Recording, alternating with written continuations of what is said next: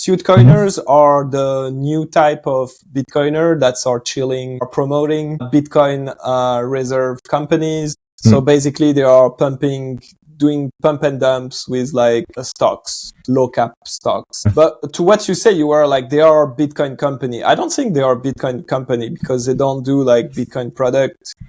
They don't do like offer product that allow you to transact with Bitcoin or any related things. They're a company that are raising debt to stack Bitcoin. But there is lots of people that have like, that are using Bitcoin as a store of value in their company. I think it's just like a new iteration of the crypto scams, you know? I see it as narratives, you know, in 2017, you had like ICOs, people were selling the dream of the old blockchain world. You would have like blockchain IoT that would like track the food with blockchain. Then you had like in 2020, you had like the DeFi. So that was literally like yield farming that were like just hidden ICOs. So we've reached this point now where there is no more narrative to part people with their Bitcoin. So they found like ways to hack the fiat market to get like exposure and raise debt. But the problem is that these people will tell you, okay, Bitcoin has value because it's censorship resistant, it's fully auditable, it's fully transportable, it's not linked to your ID. It's like it's it's a new paradigm. Use the argument of Bitcoin, but then they sell you something that has nothing like that. You know, they say, or Bitcoin is better, or stock is better than Bitcoin, but it has nothing of the property that makes Bitcoin good.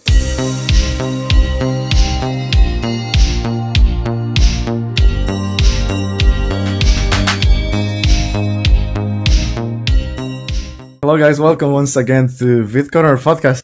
Today we're gonna have an exciting episode. This is the part 2 of one of my recent partners in the podcast. Yeah, we're gonna discuss a lot of fun things here today. I hope that you have enjoyed the last episode. It was quite fun. It is great. She's the host of 21 asked 21 questions to Bitcoiners, so she's awesome. So I hope that you enjoy that. But today we will continue that. Also, we're almost finishing the season 4. A couple of episodes left, and then we will be back around September, October, probably October. But yeah, we still have a lot of episodes to record. But yeah, just letting you know that we're almost at the finish of the season 4. But anyways, I want to extend this little intro. Let's go into the dirty things. I want to welcome today to Gégé, that he is the co-host of Le Bon Car Bitcoin, and also he's part of Full Bitcoin. So welcome, man. Hello, Juan. Thanks for having me. It's a pleasure to be with you today. Thank you, man. I don't know. First of all, I want to ask you, who is worse in your podcast, Science or you, man? I mean, doing the who is questions. The host in my podcast? No, who's the worst? The worst. Oh, who's the worst? In which sense? Who makes the dirty questions, the tough questions? I think it's both of us. Of us. Usually we do the good cops, bad cops, you know? And I'm usually the bad cops, you know? I'm the one that goes into like very deep conspiracy theories, and that's challenging maybe a bit more the guests. And Science, my co-host, is more the one that's more tempered, you know? Okay. Well, we're going to discuss a little bit more about your podcast because you're cool guys. You're based in France. We'll discuss a little bit about that. But first, if you can share a little bit, the usual, a little bit about your background. So people that probably have never heard about you or the podcast, what is your background? Then we will talk about your Bitcoin rabbit hole journey. Sure. I'm Gégé. I'm in my 30s. I live in France. I'm born and raised in France. I've been traveling a lot over the last 4 years in Latin America. So I'm very interested into expatriation, tax optimization, sovereign individual thesis kind of. I'm from a humble background in France, and I've been hired by Bull Bitcoin because I was shitposting a lot on Twitter for many years, and Francis liked what I was doing. So when we launched in Europe, he was like, with Theo, they hired me to do like content, so social media, a YouTube channel, content creation in general.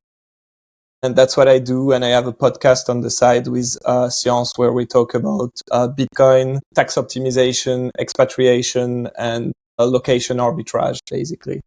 Because we found out that in the political landscape in France, after the election of Millet, there was like a lot of people that were starting to talk about like liberalism in France. And that's something new because we are a very socialist country. We have the highest tax to GDP in the world. We have 48% of the whole economy of the country that's taxation. So that's half of the economy that's taxes and government stuff. And we wanted to provide people with solutions. And for us, the solution is, because at the end of the day, if you are a liberal and you want to like reduce the size of government, there is not like that many things you can do. And lots of people on Twitter, they are like, oh, we're going to elect someone, but I think election is a dead end. So we focus on like location arbitrage, online business, and Bitcoin. Okay, that's cool, man. Yeah, I have heard a little bit about the story of France, and I know that you're good doing strikes as well. So yeah, but at the end of the day, strikes doesn't work. You know, like in France, Really? we have tradition of doing strikes, but it doesn't work much. Like you need to treat government as company, and life is all an arbitrage. If you go on strikes, but the next Monday you go to work and you pay your taxes and you shut your mouth, nothing changed. You know, you need to reduce your attack surface, basically. So at the end of the day, why people, fund government with their taxation, and they pay tax because if they don't pay tax, the government will seize their assets, you know. But if you have Bitcoin, you can reduce your attack surface. And when the government comes at you, you're like, you're more like easygoing.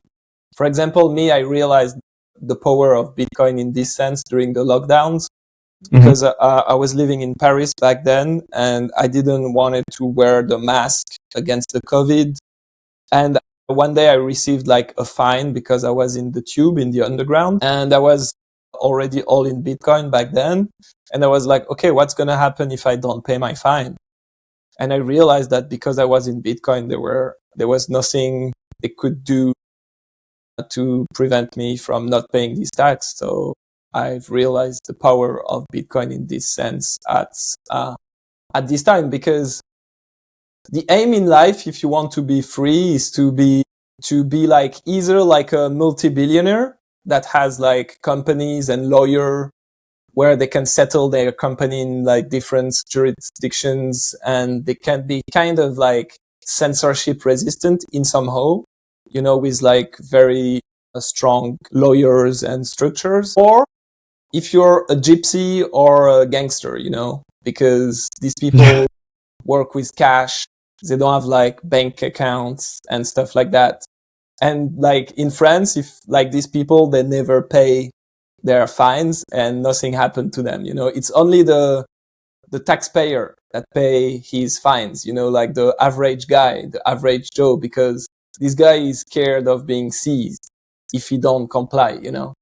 Yeah, absolutely. By the way, how did you first stumble into Bitcoin? What was your first interaction? Oh, that's pretty dumb, man. I had a bit of money saved. I wanted to invest because I have a bit of money saved. I read this book, Rich Dad, Poor Dad. I'm like, okay, poor people work for money. Rich people make money work for them. I have a bit of money saved because I was working as a waiter in Paris. And I was like, okay, I need to invest my money. I realized like, I don't want to take debt. I realized I could buy like a parking spot, but that's dumb because I'm going to be break even in like 20 years and I'm going to pay like shit tons of taxes. Absolutely. And from the top of my mind, I think about Bitcoin because I think I saw eToro ads about Bitcoin. It was like early 2017. And I go on YouTube, I type down Bitcoin. I found surprisingly enough, I found a video of Bill Gates talking about Bitcoin in a positive way. Oh, really? Yeah. Somewhere around 2014 or something like that. I'm like, okay, Bill Gates say it's not a scam. Maybe it's not too much of a scam, you know? And I just invest in it and price keep going up. So I'm like, okay, I'm going to invest more. Then in the summer of 2017, I go all in shitcoin. In January 2018, I start slowly to lose money. Then the whole year of 2018, I start watching Andreas Antonopoulos videos. I become a maxi, and here I am. I think my Bitcoin journey is pretty like similar to lots of people. Yeah, probably. Yeah, well, in my case, it was kind of similar. I studied a little bit in the university, but also I think one of the things that made me click was listening to Max Kaiser, you know, back then when he had the Kaiser Report. For me, that helped me a lot. I watched the show because my dad used to watch that show, and oh, nice. Yeah, so your dad was a gold bug, right? Kind of, yeah. He wasn't into economics a lot. He also, one of the things that liked a lot about Max is that he sensed that he didn't have an agenda. He was very unapologetic. He had no filter talking about shit about Wall Street and whatever.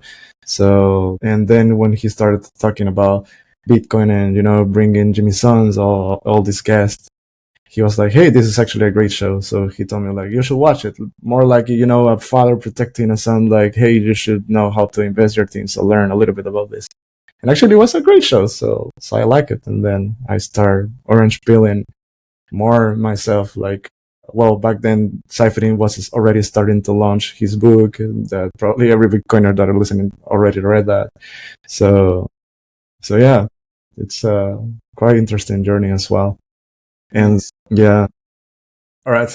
I want to open some rabbit holes, but I want to keep this thing in a little bit in order. So let's talk a little bit about the bull Bitcoin now that and your show for people that don't know what is. First, we can talk a little bit about your show, the podcast, and then Bull Bitcoin. Guys, we're now partners. So this is actually not, I'm going to be honest, this is not the reason why you're here. It's just because we connected with Theo and Science. And I was like, guys, I love the team. That's why actually we're partners. I mean, you've met these guys in conferences. So yeah, I'm sure they went pretty wild with you. So yeah, and they told me, you need to meet Gigi. You need to meet Gigi. I was like, all right, I'm going to meet Gigi. They talk a lot about you. So that's why you're here. Nice. So yeah, if people already, if people didn't see for some reason, which I think they saw, but we don't know, they skipped the episode with Theo saying, if you can explain a little bit about, I know, I'll tell you first the podcast. Let's talk about the podcast and then about Bull Bitcoin. So you can share a little bit about how you started it and why you started. The bunker, yeah, as I said, like we wanted to create content around Bitcoin, but you know, I feel like in the Bitcoin content creation game, like you need to find a niche that is more defined than Bitcoin, you know, because there is too many Bitcoin podcasts. And me and Science, we were traveling a lot, like expats life. Me, I lived in lots of country in UK, in US, in Colombia, in Argentina. And we were always interested about like the sovereign individual thesis, or to like arbitrage locations. And we were very frustrated because a lot of political podcasts, they basically list the problem, but then they never like bring the solutions. So people that listen to them, they feel like addicted to like blaming someone else for their own problem. Even though the problems are real. You know, in France, the government takes half your money. It's a real problem. But at the end of the day, what you're going to do?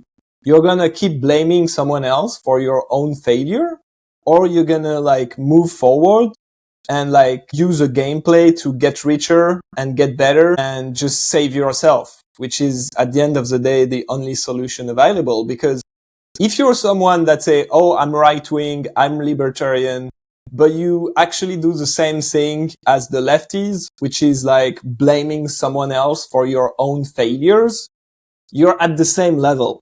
Mm-hmm. Let's be honest, you know? Mm-hmm. Oh, you've identified that the government was the problem and it's not the capitalist like the leftist says, but you're not acting on it and you're still poor and you're still like wage cooking and you're still like paying your taxes. To me, you're still at the same ground level at the lefties, right? Yeah. And so how to act and how to like help yourself become a better person with like businesses advice, expatriation advice, tax advice, and of course, Bitcoin. This is all related to the flag theory, right? On. As well, right? Sorry? This is also related to the flag theory, right? Because the flag theory is like to have a lot of passports in different jurisdictions in order to protect yourself from different attacks. Yeah, if you can reach that level, that's perfect, you know. But at the end of the day, if you study like Austrian economy and you say you paint yourself as a right-wing capitalist, you have to understand that the solution will not come from someone else. It's by fixing yourself that you're going to fix society. And at the end of the day, the rest is LARPing. And there is so many people in France right now that keep like ranting about like politics. But at the end of the day, the only thing they want to do is like to vote harder. And that's a dead end. That's a fucking dead end, you know? Absolutely. And then, so now I get your goal of the podcast.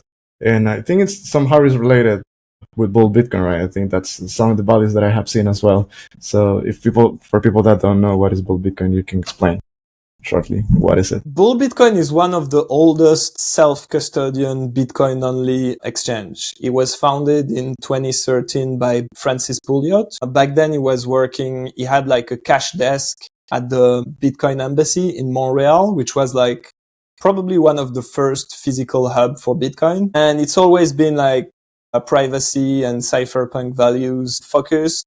So it's like 100% self-custodial. And to me, it's basically the best tool to use Bitcoin and to have like on-ramp, off-ramp with fiat. Basically, I was in Croatia in holidays last week. And for example, thanks to Bull Bitcoin, I can only almost live bankless.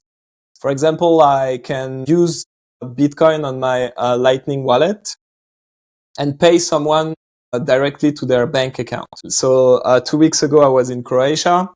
I went to rent a scooter and I didn't want it to use cash or credit card to pay. So I asked them for their bank details. And I literally like use my Lightning wallet to send the amount to Bull Bitcoin. And within like 1 minute, the lady, she received the euros in her bank account. And it's working like that in the whole Europe, in Mexico, in Canada, and in Costa Rica. And that's just like the best user experience. You know, it's Bitcoin native. There is no altcoin.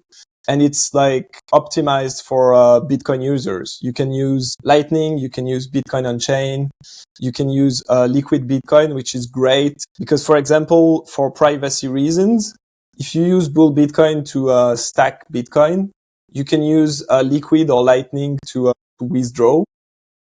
And then let's say you do a DCA of 50 euros per week. You can send like 50 euros to your liquid addresses. And once you get, let's say, 1,000 euro, you can swap on the Bull Bitcoin wallet to Bitcoin on chain. And this Bitcoin on chain Bitcoin will not be traceable to you. Yeah, absolutely. Actually, that's one of the things that I like a lot. And I have seen that you're growing. Even in the Spanish community, I can see that you're growing. We need to discuss also to make efforts also in El Salvador, since you have been doing it in Costa Rica and also, but that will be great. And to come back to like liquid, I think people will say liquid is a shitcoin. It's not real Bitcoin. I totally agree with that. I think it's a gradient. If you want to have privacy on chain, you have different tools. You can either work and earn Bitcoin on the P2P market. Let's say I'm going to see a friend. I'm selling you this shirt and I receive this Bitcoin, and it's not private Bitcoin because the person know that's my address, but it's fairly private because there is only one person that know it's yours. Yeah. You can use CoinJoin and mix your Bitcoin. You can use Monero, but the thing with Monero is you may end up with like a Bitcoin that have dodgy historics because you use like weird non-KYC swappers. You can also use Lightning, and you can also use Liquid. Liquid is good because it's private by default. So I think it's some people will say, oh, it's a federation. There is like 15 companies that run the network. But again, it's a gradient.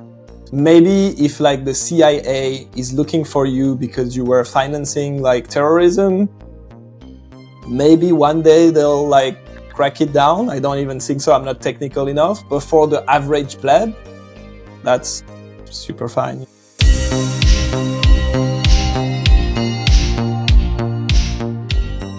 Cuando dejas tus activos digitales en un exchange o en custodia de alguien más, te expones a riesgos de terceros no deseados. A diferencia del sistema bancario tradicional, Bitcoin te permite tomar el control total de tus fondos utilizando tus propias claves privadas. Esto te permite ser soberano y esencialmente tu propio banco. Al tomar el control de tus Bitcoin, puedes evitar riesgos innecesarios de terceros. Almacenar tus Bitcoin en custodia de terceros como los exchanges puede exponerte a ataques de actores malintencionados, gobiernos o estafadores que lo único que quieren es apoderarse de tu dinero. Las billeteras de hardware aumentan la seguridad de tu billetera porque tus claves privadas se almacenan en un dispositivo especializado que no está siempre conectado al Internet. Como te he dicho antes, mantener tus claves almacenadas en un dispositivo en línea puede exponerte a factores adicionales de ataque, por lo que se recomienda usar una billetera de hardware al almacenar grandes cantidades de Bitcoin durante largos periodos de tiempo. Jade es una billetera de hardware no custodial para Bitcoins y Liquid que ofrece opciones de firma simple y firmas múltiples. Yo personalmente lo utilizo para almacenar mis Bitcoins, ya que me siento mucho más seguro manteniendo mis Bitcoins en una billetera fría que en una almacenada, por ejemplo, en mi teléfono. Si estás pensando en adquirir uno para ti, no olvides utilizar el código de descuento de nuestro show, Bitcorner Podcast. De esta forma estarás apoyando directamente el show y además obtendrás un 10% de descuento para la compra de tu billetera free. Yeah. Yeah, absolutely. I have talked with people of Aqua about the Liquid Federation, well, the Liquid Network and the Federation. Yeah, I have mixed thoughts about that as well.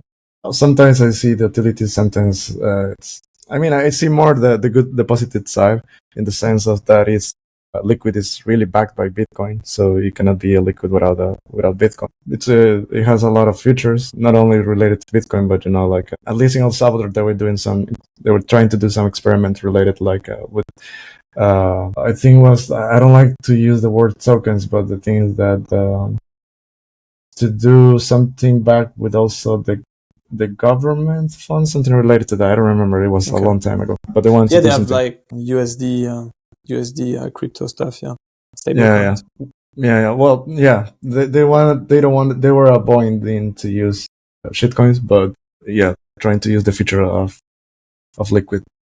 But anyways, now I want to ask you some things related with France. Always when I meet people from everywhere, I want to know the situation up there. So I know a little bit the context here in Spain that they are super friendly with Bitcoin. No, they're not.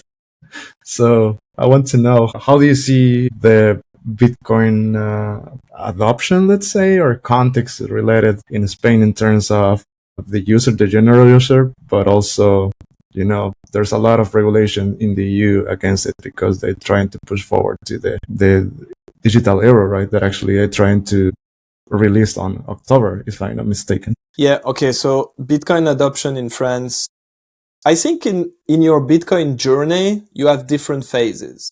Mm-hmm. The first one you discover, the second one you become crypto interested, the third one you get wrecked, blah, blah, blah. And then you become a maxi. And then you have your Bitcoin boom moment where you realize it's like the domino that was missing in your understanding of the world and the solution and everything.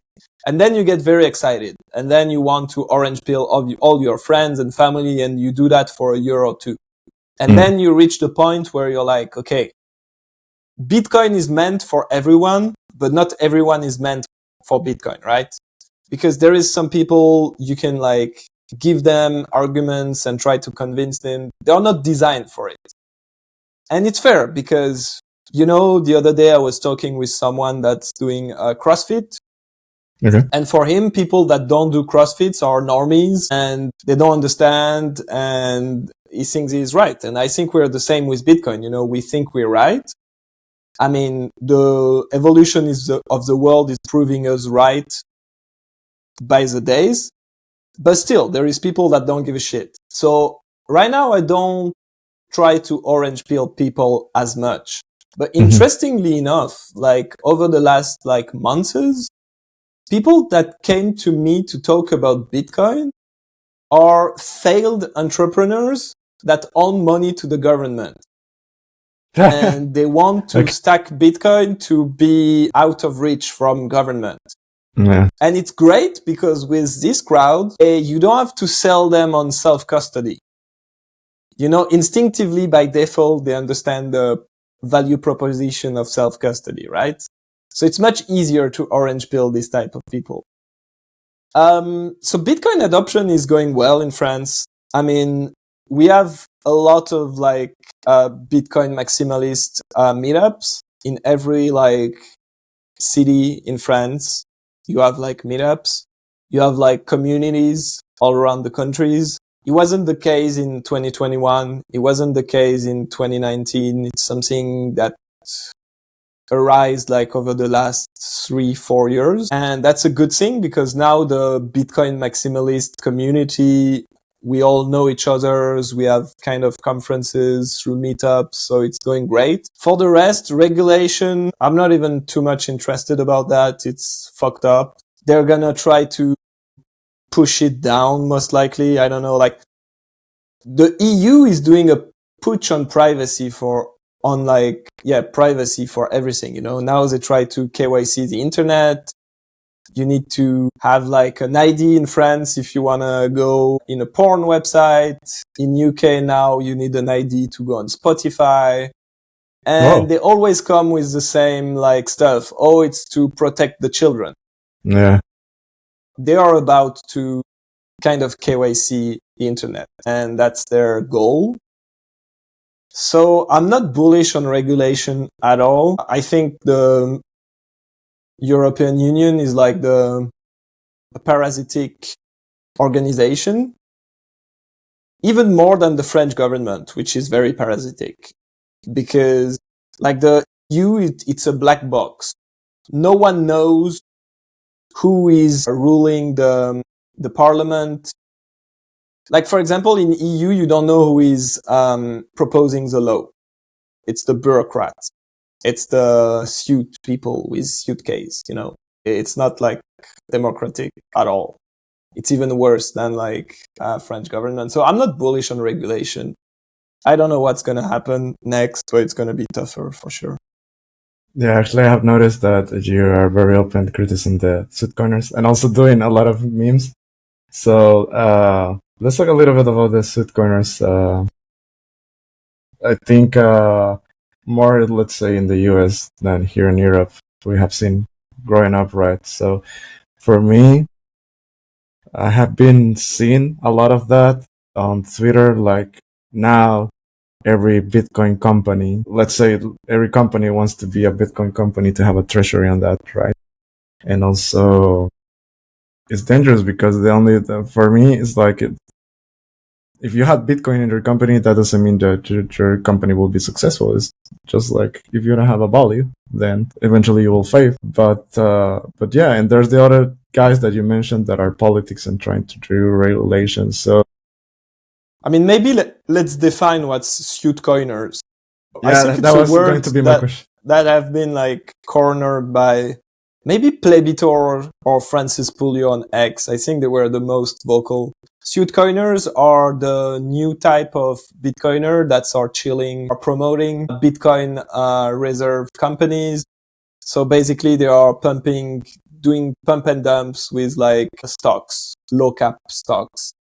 But to what you say, you are like, they are a Bitcoin company. I don't think they are a Bitcoin company because they don't do like Bitcoin product. They don't do like offer product that allow you to transact with Bitcoin or any related things. They are just company that are raising debt to stack Bitcoin. But there is lots of people that have like, that are using Bitcoin as a store of value in their company. You know, at Bull Bitcoin, we're helping like plumbers, like entrepreneurs, and that have like real cash flow and that are saving their time and energy in Bitcoin, you know, but they don't define themselves as a Bitcoin company, you know. To get back to the Suitcoin, like the Bitcoin reserve movement, I think it's just like a new iteration of the crypto scams, you know. I see it as narratives, you know. In 2017, you had like ICOs, people were selling the dream of the old blockchain world. You would have like blockchain IoT that would like track the food with blockchain. Then you had in 2021, 2020, you had like the DeFi. So that was literally like yield farming that were like just hidden ICOs. Then you had like metaverse, NFTs. It's so retarded. I don't even need to debunk that. Then you had like tokenized assets, like tokenized real estate. That's another scam. Then you had like DAO, autonomous like organization, which is a scam too. And so basically, I think they milk the cow enough and they don't have enough narrative to get people to send them their Bitcoin to outperform Bitcoin. You know, it's always the same reasoning. Like, we have this super shiny, super Bitcoin that's gonna allow you to outperform Bitcoin, right? So they are targeting like Bitcoin holder people, you know? And then you had like the meme coin craze last year, which was like maybe the pinnacle of the nihilism shitcoin trends. You know, that's why I liked the meme coin trend, because it was like, okay, we are a scammer. We want to scam you, but maybe you're gonna make a bit of money by investing early in my Ponzi scheme before I pull the scam, you know? Yeah. So I've always liked a meme coin in this sense that it's very honest. They brand themselves as a scam, but they are like, we are a scam. You can make money with the scam, but you can also lose money. So to me, it's more ethical. It's more like transparent. It's more honest, even though it's still shit, but it's more honest. And so we've reached this point now where there is no more narrative to part people with their Bitcoin. So they found like ways to hack the fiat market to get like exposure and raise debt. But the problem is that these people will tell you Bitcoin has value because it's censorship resistant, it's fully auditable, it's fully transportable, it's not a link to your ID. It's like it's it's a new paradigm. So they use the argument of Bitcoin, but then they sell you something that has nothing like that, you know? Exactly. They say, or Bitcoin is better, or stock is better than Bitcoin, but it has nothing of the property that makes Bitcoin good. So I have a little bit of like a hard time understanding this. I mean, it's okay if you want to invest in these companies, but like people like Jack Mallers, for example, he spent like the last 10 years building his brand on, I'm going to die on this hill, the hill of like monetary sovereignty and Bitcoin as freedom. And one day he flips and he's selling like stock. So I'm like, maybe there is like a misalignment, you know? I just have like weird taste. Yeah. So that's one of the things that I don't like about that. That's why I want to talk openly about that, because again, it's good if you have Bitcoin in your treasury, but at the same time, if you're a fiat company or whatever for me is that you have to provide value, because I just said, just because you have Bitcoin on it, that doesn't mean that, the company suddenly will be the next Apple or whatever. No, you actually have to be providing value in whatever you're doing, not Bitcoin related at all, if you don't need to. But in the end, for me, it's like, just because you have Bitcoin, that doesn't mean that you will provide value or that your money will be safe just because you're investing in this company. So yeah, and for me, it's that something also that I relate with ETF. On ETF, when they launched those things, were like, for me, it was like a red flag, because you're actually not investing in Bitcoin. You're just tracking the value of Bitcoin with the ETF. It's paper Bitcoin, right? Yeah, and plus, like, these people, they use like false arguments. They are so-called Bitcoiner, but they say, like Sailor, they say you shouldn't spend your Bitcoin. But like literally the Bitcoin white paper is all about like being a spending tool. And Bitcoin is a great spending tool. And they are spreading false narrative. They say, you never use Bitcoin for payment because Bitcoin is going to go up in value. But the thing is, like, if you're in Bitcoin, every fiat expenses you do have a Bitcoin opportunity cost. Let's say if I discovered Bitcoin in 2017, when I was buying a cocktail in 2018 with fiat, it's fiat I would have used to buy Bitcoin otherwise. Especially if you're all in Bitcoin, every fiat expensive you do has an opportunity cost in Bitcoin, because if at the end of the month you have like a fiat left, you're going to use them to buy Bitcoin. So this whole like, I don't want to spend my Bitcoin because it's going to go up in value is completely retarded, Buying Bitcoin from my bank account to my non-custodial wallet takes like literally 1.5 minutes, okay, with instant SEPA transfer and shit. So this argument is false, first of all. Second of all, and that's Francis that say that, credit to him, and I think that's smart. When you spend your Bitcoin, you tend to be more cautious because the thing you're spending is valuable. So basically by spending Bitcoin, ironically, you will most likely end up with more Bitcoin than the person that say, I'm not going to spend my Bitcoin because it's going to go up in value, Because they're instinctively the Bitcoin, you're going to think twice before spending them, right? So that's retarded. And second thing is like people say, oh, Bitcoin is like a weapon against the system. We're going to destroy the government because of Bitcoin, blah, blah, blah. But how are we going to destroy the government with Bitcoin? It's not because of NGU. It's because one day we will all do commerce with each other in Bitcoin, and we will all be out of the system. So we won't have to pay the middleman, the taxman. So we will starve the beast. And this is how we end government, by actually spending Bitcoin, creating like a peer-to-peer economy and transacting with each other in Bitcoin. And once we do that, we can like opt out from the fiat system and starve the beast. So that's the whole political project of Bitcoin if you want to defend government. It's not like the NGU, that's utterly retarded to me. Yeah, people that say, oh, I'm here for the freedom money, I'm here to defend government, but I refuse to spend my Bitcoin, are dumb ass to me.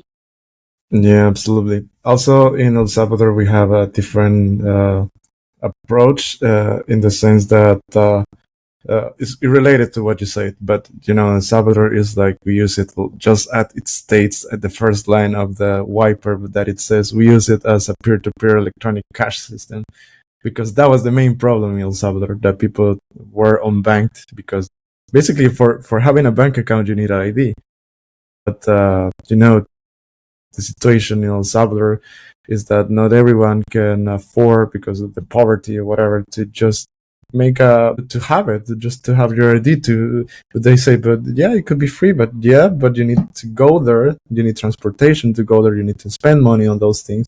So, and then to open an account, you need to spend time and whatever.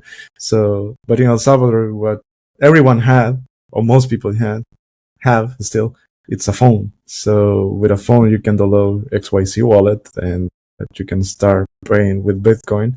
No middleman. And again, we use it as it is, as a peer-to-peer electronic cash system. That it happens that that's the Bitcoin network, but it also happens that it's Bitcoin, which is has the best features of perfect money, right? So that's one of the things that we use it there in compared to other countries, because other countries use it more like an investment. You know, this whole like, at first I was pumped for El Salvador, like in 2021 when they started adopting Bitcoin. But then when they had like this Bitcoin City stuff, there was like rich American Bitcoiner coming to like a poor country saying like, oh, I felt like they were like projecting, meaning that they were like, oh, we found the key, what's the stone in Harry Potter? The philosophical stone, which is Bitcoin. And these dumb Salvadorian, they need to know better because that's what's going to save them. And we're going to impose them Bitcoin, like bottom down. But that's not the way it works, you know, like. Yeah, agreed. I found it a bit like I don't know if that's the correct term, but like patronizing and very like the same whole like, oh, we're going to help the African, we're going to send them money. Before people adopt Bitcoin, they need to understand what's the problem first. And then they need to understand the value proposition of Bitcoin, right? And to understand that, you need lots of like, I mean, it's not that easy. And I don't know if it's true. You're going to tell me. Yep. When they passed like the law in 2021, basically they say, okay, now we are accepting Bitcoin. It's legal tender. And Bitcoin was like $60,000. Apparently there was like groups of scammers that were going in like very remote villages in El Salvador with, you know, these Bitcoin coins. And they were going to the village and they were like, hey guys, this coin costs like 60K. I can sell it to you for like 5K. And people in the villages, they were pulling the money together to give the scammer 5K dollar, which was a big sum of money. And they were like, okay, we bought something that cost 60. But I don't know if it's true or not. I think it's true.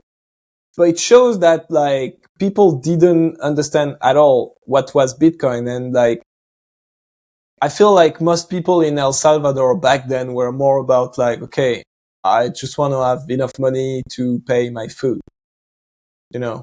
And it's a privilege to think about like central banking, defending government, making the spiritual revolution with Bitcoin. People that are going to work to pay for their food for the evening and to pay for their rent, they don't have time to think about that. You know, you're not going to save them. They're not going to do the extra steps to understand Bitcoin, how to self-custody. They're just going to work, get paid in dollar and spend it. And anyway, they don't have savings, so they don't give a shit. Yeah. So yeah, I'll try to remember everything that I want to say because my brain goes fast and sometimes I forget. But yeah, probably that's the first time that I'm hearing this story, but it could be true. I don't know, but it could be true. Second of all, it's that, yeah, I totally agree with you. That's why when people ask me like, you know, how's the Bitcoin adoption in El Salvador now that is not a legal tender anymore, whatever. So for me, because I have most of my friends are the ones that are doing in El Salvador, are the ones that are pushing towards the Bitcoin project. Let's say No Nation, they are working in the public schools in order to kids understand Bitcoin, to use everything like what's money, but also how to run a node, but also how to mine, whatever. So what I'm trying to say is that, again, as you said, it's not more than imposed that how to use Bitcoin as you know, in the phone, the UXO UI. It's more about what it's money, but of course that takes years, takes time to understand that. So that's what they're currently pushing the government, but also the Bitcoin education institutions that are out there. So both are right now working separately, but for my understanding is the same goal to people, eventually the young, because they're working more in the younger generation, to understand what is actually money. So that's one thing that actually we didn't have. And talking not just in El Salvador, the rest of the world, right? We just knew one system, but right now they're trying to explain that what is money and the difference between the system that we had. So that will take a lot of years. So for me, it's like, yeah, we're using Bitcoin.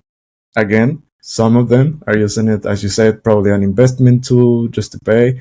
But the others, because of the necessity of to do some transactions, they pivot into Bitcoin. But yeah, there was a lot of scammers as well. I didn't hear that story, but I heard some others that, for example, actually we passed a law or a regulation that it was to protect from shitcoins. El Salvador just permitted Bitcoin. But yeah, I have heard that, for example, ZC was trying to open, a headquarter of Binance in El Salvador, and they sent it away like, no, man, you're not gonna open a headquarter here. So yeah, a lot of things happening right now there. So, and even the concept of mass adoption, some Bitcoiner are very attached to it. Mass adoption, bro. At the end of the day, Bitcoin is hyper-Bitcoinization. Yeah, we shouldn't rush for mass adoption. It may never come. To me, I think Pareto law apply to Bitcoin. Because if you go in the street and you ask a random person, hey, do you want to have your net worth on a seed plate in your garage with no inheritance plan? And if you fuck it up, you lose all your wealth. Most people will say, oh, you're crazy. It's not even thinkable. So by rushing mass adoption, we just onboard people that aren't crazy enough to use Bitcoin in a sovereign way. And they end up using custodial services. And I think it's harming Bitcoin because at the end of the day, if you think about fiat used to be gold. Okay. One day, people started putting their gold in a bank vault and the bank was giving them a paper coupon saying okay, we have 10 grams of gold in our bank vault. We give you a coupon that's redeemable for 10 grams. And people started traded the coupon, But if you do that in a long enough time frame, the same way they did with gold that become fiat, they will break the interoperability in between the coupon. So if people start trading and exchanging the Bitcoin paper coupon, in a long enough time frame, we're going to end up in the same shit we are with fiat. It's going to be depegged, or one day the custodial will be wrecked, and in order to not break the economy, they will depeg it. In a long enough time frame, we are not going to break the wheel if we are not hardcore on self-custody. Because this paper, a Bitcoin coupon, it's funny because the same people that criticize fiat and that criticize going out of the gold standard, they are doing the same shit with Bitcoin. So we need to be very strict on self-custody and not allow people that say that a coupon is the same as Bitcoin. So I'm fine with just having crazy criminals or people that own money to the government or hardcore cypherpunk in the community, because I know that these people value self-custody. And at the end of the day, they're gonna protect Bitcoin. And because, people say they can do whatever they want with their paper Bitcoin, it doesn't impact me. I think that's being clueless, because the people that set the price of gold with the paper instrument, the ETF and things like that, they impact the price of the guy that owns physical gold. So in a long enough time frame, if this paper coupon get used more and more and get standardized and most people use this coupon to trade Bitcoin, it's going to impact the price of people that have Bitcoin in self-custody. I think it may. Yeah. Yeah, absolutely. So right now we're in the point of the podcast. I told you that we have, before continue, and then we're going to start wrap it up. But we have two games in the podcast, an official game and another game that... I'm terrible with games. I'm going to be your worst guest. You're going to be great, man.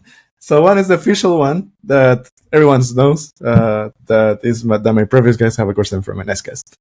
and then the other one is a competition. Yeah, it's crazy. So right now, people. I know Saida. She's a friend. I had her in my podcast. She's great. I love her. And you have been in her podcast as well, right? Yeah. So I'm sure she cooked a good question for me. Yeah, absolutely. So so that was my previous guest, guys. So now I'm gonna share it with you. That's her question, and when we finish recording, you will have the opportunity to make the next question to the person that I just told you, but we won't reveal who it is. Yeah, so let's go. Hi, Gégé. I hope you're well. You were on my podcast not so long ago, and I have a very fond memory of you talking about how women shouldn't really be involved in finance or Bitcoin. And so my question to you is this the reason there are no women who work for Bull Bitcoin? That's it. Thank you. Bye. She tried to corner us, and she's trying to corner me. Okay, so first of all, she misinterpret what I said in her podcast. Please, guys, go in the podcast. That's not what I say. I don't think women are optimized for financial decisions. And that's clear. You know, in finance, in anything, there is no woman. That's by nature. I don't think they're optimized for that, but there is lots of like women that are good at it, but they are more of the exception than the rule, you know? Saida is a great example because she's very smart and she's very beautiful. She's very hot. And you see, you can be hot, beautiful, and smart at the same time. Of course. So Saida, I see where you go. And that's wrong because there is a woman working for Bull Bitcoin. She's doing a compliance. I won't say her name. I don't know if she's public about it, or a compliance person in Canada. Is a woman and she's in the team and it's going great. And yeah, we have like no problem if I mean, you know, Francis, the way he hire people, it's very mood based. So most people that are in Bull Bitcoin, it's people that met Francis in barefoot in a beach in Costa Rica or somewhere else. And really? Francis saw them, he talked to them, he had like a great conversation and he hired them. Like for me, for example, he hired me. He doesn't even know my background. He doesn't even know what I was working before. And he doesn't even know my university or anything like that. He just hired me because he saw me on Twitter and he liked what I said and Theo recommended me and he was like, okay, let's go. So I think if there is like a competent woman that's going to fit a need that we have, he's going to hire her. Yeah. That's cool. But the thing that we came back to the same problem. The thing is like competent woman in the field that we're working on, because most of the Bull Bitcoin employees are technical person, devs and people like that. So finding a woman that's a dev, that's a Bitcoin maximalist, that have like cypherpunk ethos and that's competent, they exist.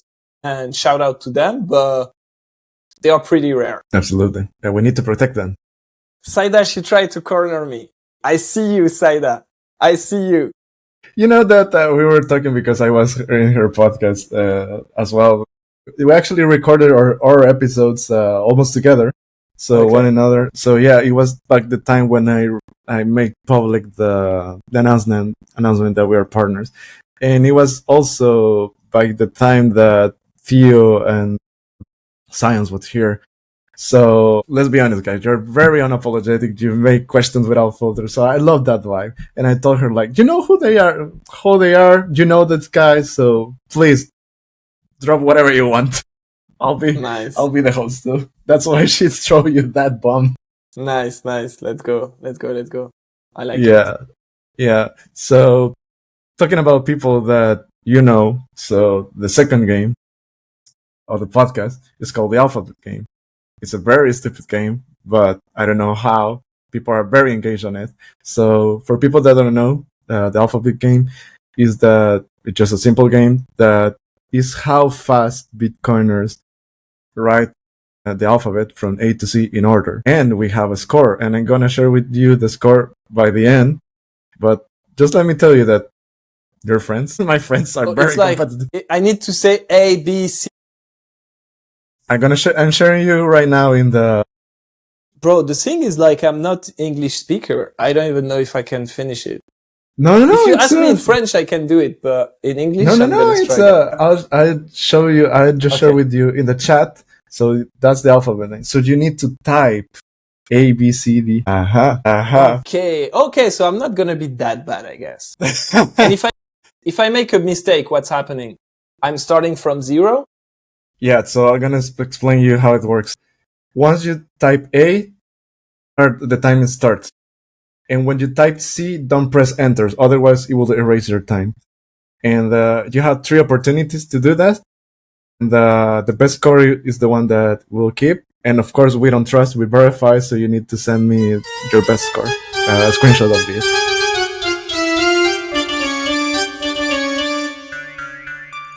I'm gonna give you just 3 shots. So this one, let's say this one is the Sure, first 3 one. shots, yeah. A, B, C, D, E, F, G, H, I, J, K, L, M, N, O, P, Q, R, S, T, U, V, W, X, Y, Z. Good. That's your first score. That's your official first score. Right? Okay, what's the best? You want to know the best timing right now? Like Theo and Science, what did they do? How much did they do? You just want to beat them. Hold on, I can give you their score right now before you continue. Theo and Science. I won't give you the best score. I'm just gonna give you Theo's and Science, and by the end I will show you who has the best score. I have the whole score here. So Theo has 6.945 seconds. 6.9? Yeah. And Science in 6 seconds? Yeah, and Science had 8.862 seconds. What? So they're twice faster than me? But they became very competitive, man. That's what I told you. I'm shit. Like 6 seconds? That's not feasible. Let's be honest. Okay, I'll start again. I'll do a bit better, but I won't do under 10. Okay. All right, go ahead. A, B, C, D, E, F, G, H, I, J, K, L, M, N, O, P, Q, R, S, T, U, V, W, X, Y, Z. You're getting better. No, 6 seconds? I don't believe that. Yeah, I saw that, man. I saw it. Bro, Theo is a psycho. That's not possible. How many cigarettes did he had? Maybe he was like on coffee and cigarettes and he was like... Brrr. You know that they always use sunglasses? We use sunglasses, so... That's I should have used my sunglasses somewhere. You can use them. I don't know if it's gonna be better or not for you, but... Bro, I'm gonna call them out. I think they were shitting. They had like an AI. Oh, I can do a last one. Okay. Yeah. Okay. Let's try to go to 10. A, B, C, D, E, F, G, H, I, J, K, L, M, N, O, P, Q, R, S, T, U, V, W, X, Y, Z. 10! Yeah, well done. Well done. You make it to 10. It's not too bad. No, it's not. Actually, you beat Saida. Oh, okay. Good. Yeah. You want to see the whole score? I can share with you. I'm terrible. Like. No, you're not that terrible. I'm going to share with you. Hold on. So you can see that there are crazy people in the... Oh, yeah, but you need to stop sharing your screen. Sorry. No, that's okay. Now I have that. Yeah. So here it is. So probably you know most of them. So here are the craziest Bitcoiners. Damn. 5 seconds. Wow. Jordi, he's from South Atlantis. He has 5.9. That's pretty autistic, man. Adam, this is not Adam Back. This is Adam and Cole are from Coinos. the Canadians guy. Kiki, I don't know if you know her. Probably yes. I'm one of the worst. You're okay. Landavaso, he's the one doing Rewind Bitcoin. Science, of course. Kenobi. Drew, he's from Blockstream. Then Saida. No. Don't worry. If I train, bro, I can come out with like 8 maybe. Yeah, sure. We need to do contests on Twitter. Do you think it will work? Yeah, that would be fun. All right, so you see, that was the alphabet game. It's crazy, this guys. Yeah, I'm terrible. No, it'll be fine. We'll do another context that, and then people are prepared to compete. Yeah, and you know what? Another thing is that when you're on screen, I think you have more pressure that when you do it. Yeah, that's for sure. 100%. All right, so we're gonna start wrap it up. I want to finish the podcast with something that you share at the beginning of the podcast, that you have been traveling a lot. So let's talk about a little bit your experience in Latin America, that you have been living there. Probably you want to share some experience and a little bit comparison between Europe and Latin America, and if there's any Bitcoin context related to your experience, please feel free to share that.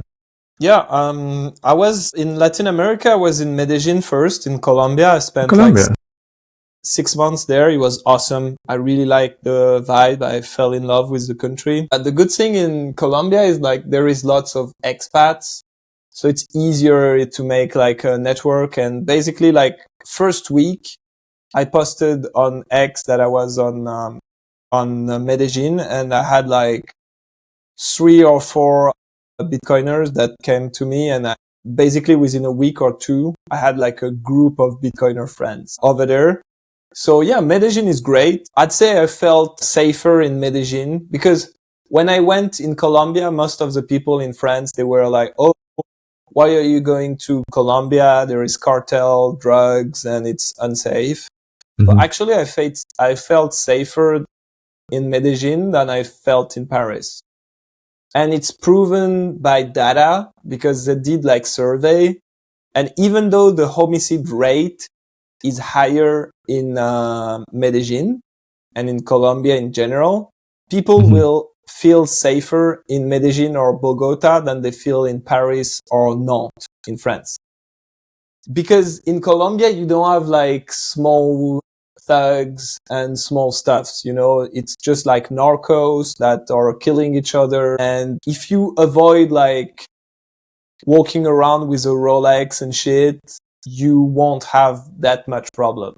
And you don't feel unsafe. Like you don't see like groups of youths and there is the drunk ass people too much. There is not such a thing. And the funny thing is that I spent 6 months in Medellin.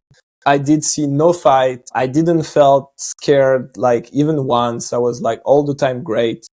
And I was traveling around like the city, you know, I didn't stay in the rich area. Before coming back to France, I go for 2 weeks in Montreal. And the first night in Montreal, there is like a homeless with a screwdriver that almost tried to stab me because I don't want to give him a cigarette.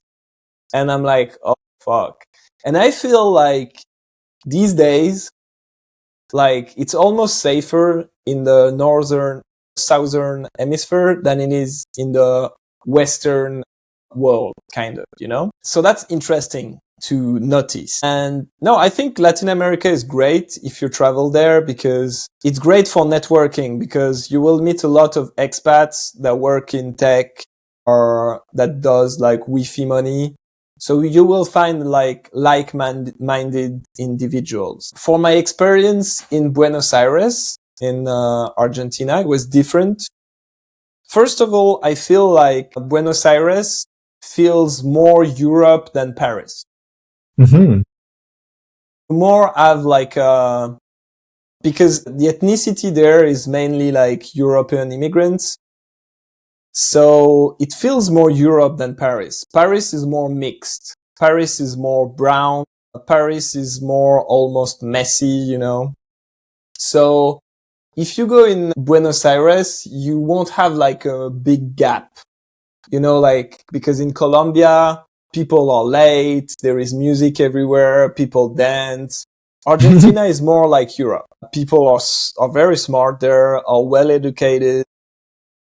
That's the reason why I don't understand why they are a poor country. I mean, I know because of socialism, but there is less of these fun vibes. So if you go to party and like have fun, I don't think Argentina would be like the best place. But if you go for dating, Argentina is much better than Medellin because I feel like in Colombia, it's not They don't really like to date gringos, the locals, because they had so many like bad gringos coming for sex tourism and drugs that it's not something well seen by other locals. But in Argentina, it's cool, you know. And yeah, Argentina is great. I think there is lots of opportunity there because the people are very smart. They are well educated and the economy is like super down. But I think Argentina will rise again. I truly believe that. I don't know if it's going to be with Milei or with someone else, but I'm very bullish on this country as a whole. They have lots of like natural resources. Funny story is that I was living in the area of La Cripta, which is a group of maximalist people. They have like a hub there. And I didn't knew I was living like 2 minutes away from their hub. So I didn't got the chance to meet them, but I met some of them in Prague this year. So next time I'm going to go in Argentina, I'm going to go visit them. And yeah, that's it. All right. One question that I have, because it resonated in my mind that you said that the difference right now that it's getting more dangerous, or let's say safer in the south. Why do you think is pivoting into this direction that is safer in the south than in the western? I mean, first of all, I think there is still more homicide in Colombia than in France, for example. I mean, not as much as in the States, in big cities, but so it's more of a feeling, you know? Okay. Because first of all, in this country, there is more cohesion. Everyone is Christians, you know? So there is more common ground in between all these people, and the family structure is stronger. So in Europe, so first of all, we are declining countries because of socialism and all sorts of things. But now it's too mixed up, you know? People are not like related in any way to their neighbors, you know? They have no common values. They have no common ethnicities. They have no common religion. Interesting. And yeah, the family structure also is stronger. I was in Africa 6 months ago. And again, over there, the family structure is like different, but I don't know how to say. I think our Western civilizations are declining because of basically socialism and mass immigration and the lose of religion. Because in a society where you have too much comfort, people lose ground with religion. They lose like the core of what's make civilization good in the first place. Your values, right? Sorry? Your values as well. Yeah, sure, your values. Your core values. But also the fact that you believe in something after death. Because if you don't believe in something after death, you're going to need to enjoy my life as much as possible right now. It's a bit nihilistic, you know. But if you believe on like something after death, you're gonna be okay. I'm here for a higher purpose, so you're gonna act differently. And I think, yeah, but like getting back to the meme, you know, strong men create good times create weak men, and I feel like the pinnacle of the weak men's were the boomers. You know, but we are still in this like stuff. So we will need in our Western countries to touch the ground. And as long as the fridge are full, we won't have like change, right? So the whole Western countries are going down. That's for sure. Because let's take the example of France. In France, we have like a death circle, which is people are getting taxed too much, so they leave the country. The people that have wealth and that create wealth leave the country because they are taxed too much. The more people that create value leave the country, the less the government make profit from taxes. So the more they have to increase the taxes. The more they increase the taxes, the more people leave. So at the end of the day, in France right now, all the people that were creating values, that were working on internet and that can leave, that don't have like business model that they can put somewhere else in the world, they have left. So, and this cycle is keep going, you know? So I think we will need to touch the floor before it rise again. So yeah, that's my take. No, yeah, it's interesting because I have some French friends, and we have been talking about that live here in Barcelona, and yeah, it's quite interesting. I mean, it's like in this. I'm just thinking that you try to find a better solution. Let's say that depending on which city you can find a better. For me, it's not a better solution. You're making the failing a bit slower. Because in the end, as you said, most countries here in Spain, for example, is also socialist. So they're having the same struggles that France, right? So, and if you compare to countries that are using, let's say, Bitcoin in this case, that they have the value proposition of to have a long time preference, you can see how little by little it's rising. Then you can see the debt cycle that we have. Not just in Europe, but also in the US with the printing money that is not backed by anything. And so you can see the decline little by little, right? So in the end, democracy is a dead end in France because let's look at the data. Half of the voting base in France, half of the people that vote in France have more than 50 years old. And in France, we don't have a retirement system where you capitalize for yourself. It's the whole country. It's basically the people that work that pay for the people that retired, right? And so these people won't vote for a more liberal leader because they are either retired or going to retire, right? So you have half of the taxpayer. Then if you take the working population, most of them are on benefits. If you take the whole French population, there is 70% of the population that is net beneficiary of government money. So you have only 30% of the population that's actually producing more than they receive from the government, right? So it's disproportionate.